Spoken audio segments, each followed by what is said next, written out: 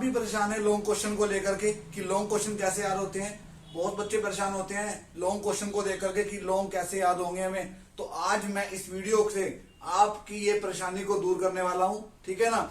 चलिए चलते हैं क्लास पे। जो लोग फर्स्ट टाइम देख रहे हैं चैनल को सब्सक्राइब जरूर करें एंड साथ में बेल आइकन को प्रेस करें। क्या सवाल है लॉन्ग क्वेश्चन याद करने की आसान ट्रिक। आज मैं आपको ये बताने वाला हूं कि लॉन्ग क्वेश्चन को आप बहुत आसानी से और इजीली वे में आप याद कर सकते हैं उसको, चाहे वो हिंदी में हो और चाहे वो इंग्लिश में हो। दोनों चीजें बताने वाला हूं। आप हिंदी का लॉन्ग ले लें और चाहे वो इंग्लिश में हो, क्योंकि चाहे आप बीए कर रहे हो और चाहे आप बीकॉम कर रहे हो और चाहे आप बीएससी कर रहे हो, कुछ भी किसी भी फॉर्म में कर रहे हो, क्योंकि कहीं ना कहीं जो थ्योरेटिकल पेपर होते हैं वो हमारे इसी वे में होते हैं। लॉन्ग क्वेश्चन हमें याद करना होता है और हमें लिख के आना होता है। और बहुत बच्चे सोचते हैं कि हम 3 से 4 पेज का लॉन्ग किस तरह। आज इस वीडियो में बिल्कुल इस परेशानी को खत्म करने वाला हूं आपकी, ठीक है ना। चलिए शुरू करते हैं। जो लोग फर्स्ट टाइम देखने वाले को सब्सक्राइब जरूर करें, साथ में बेल आइकन को प्रेस करें। आइएगा, सबसे पहले जब भी आप लॉन्ग क्वेश्चन, अब लॉन्ग क्वेश्चन कैसे होंगे, लॉन्ग क्वेश्चन किस में होते हैं, एनवायरमेंट के पेपर में या फिर हमारे फाइनेंस के पेपर में या फिर हमारा जो भी हमारा पेपर हो, थ्योरेटिकल पेपर हो, कोई सी भी हो, है ना, उसके अंदर लॉन्ग क्वेश्चन होते हैं। जब भी आप लॉन्ग क्वेश्चन को लर्न करेंगे, आप पढ़ेंगे, सबसे पहले आप मेन चीज उसकी हेडिंग से लर्न करें। आप उसकी हेडिंग को लर्न करें, आप उसकी हेडिंग पढ़ें। और जो इंग्लिश वाला लॉन्ग होगा इसकी आप हिंदी को समझें, हिंदी मीनिंग को समझें इसका आप, ठीक है ना। हिंदी मीनिंग क्या करना है, इसको समझना है। 2 चीज क्लियर हुई। क्या सबसे पहली चीज, जब भी आप लॉन्ग याद करते हैं तो आप क्या करें, आप हेडिंग्स पढ़े। अब हेडिंग तो पढ़ लिया आपने, हेडिंग के अंदर का जो पढ़ना है सिर्फ और सिर्फ आप उसको रीडिंग करके उसको समझे।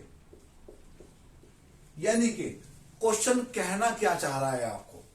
लेट भी सपोज करें अगर आपका एक डिसीजन मेकिंग का क्वेश्चन आता है तो डिसीजन मेकिंग को आपको समझना है। निर्णय क्या होता है, डिसीजन लेना। या फिर आपके पास मैनेजमेंट का अगर क्वेश्चन आता है तो मैनेजमेंट को आपको ये देखना है कि मैनेजमेंट का क्या कार्य है, मैनेजमेंट के क्या हमारे ऑब्जेक्टिव्स हैं, उद्देश्य क्या है उसके, क्या उसकी लिमिटेशंस हैं, है ना। प्रबंधन के बारे में पढ़ना है, चाहे वो आपका इंग्लिश में ले लो और चाहे वो आप हिंदी में ले लो, क्योंकि हमारे यहाँ इंग्लिश मीडियम के बच्चे भी हैं तो हमारे यहाँ हिंदी मीडियम के बच्चे हैं। दोनों को हेल्प मिलेगी इस चीज से। क्या चीज, क्योंकि एग्जामिनर जब भी आपकी कॉपी चेकिंग करता है तो वो आपका मेन टॉपिक पढ़ता है, आपकी हेडिंग्स पढ़ता है।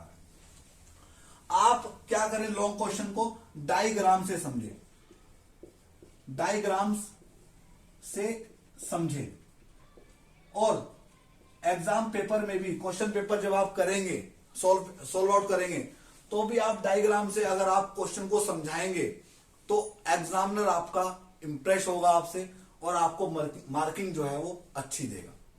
2 चीजें बताई मैंने आपको, क्या आपकी हेडिंग प्रॉपर होनी चाहिए, अच्छी होनी चाहिए, और दूसरी चीज बताई मैंने आपको, आप डायग्राम से समझाएं और समझे भी, क्योंकि डायग्राम से समझना बड़ा आसान होता है और हमें हेडिंग्स प्रिपेयर करनी होती है। एग्जाम के अंदर मेन आपकी जो एग्जामिनर होते हैं वो हेडिंग्स देखते हैं, ठीक है। और तीसरी चीज, आप कभी भी जब आप लॉन्ग क्वेश्चन लिखते हैं तो आप उसकी जो प्रैक्टिस करें, प्रैक्टिस जो करें वो लिखें,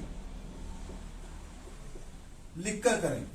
जैसे कि आपने कोई टॉपिक पढ़ लिया आपने टॉपिक, अब कॉपी साइड करके आप क्या करें, आप उसको अपनी लैंग्वेज में लिखें। जब तक आप अपनी लैंग्वेज में नहीं लिखेंगे तब तक आपकी प्रैक्टिस नहीं बनेगी। इस बात को याद रखें। अगर आपको अच्छा लॉन्ग लिखना है, अच्छे से प्रैक्टिस करनी है, अच्छे से इसको याद करना है, ये ट्रिक जाननी है, तो आप उसको पढ़ लें एक बार, कॉपी बंद करें और उसको अपनी लैंग्वेज में लिखें कि आप अपनी लैंग्वेज में कैसे लिखते हैं, ठीक है। उससे क्या होगा, लिखना भी आएगा और दूसरी चीज आपको प्रॉपर तरीके से याद हो जाएगा, ठीक है। तो thank you so much for watching this video. अच्छी लगे तो लाइक कर देना, शेयर कर देना, कमेंट कर देना, एंड साथ ही जो लोग फर्स्ट टाइम मेरे चैनल को सब्सक्राइब करे भी ना, मत जाना, ठीक है। Bye and take care all of you, have a nice day.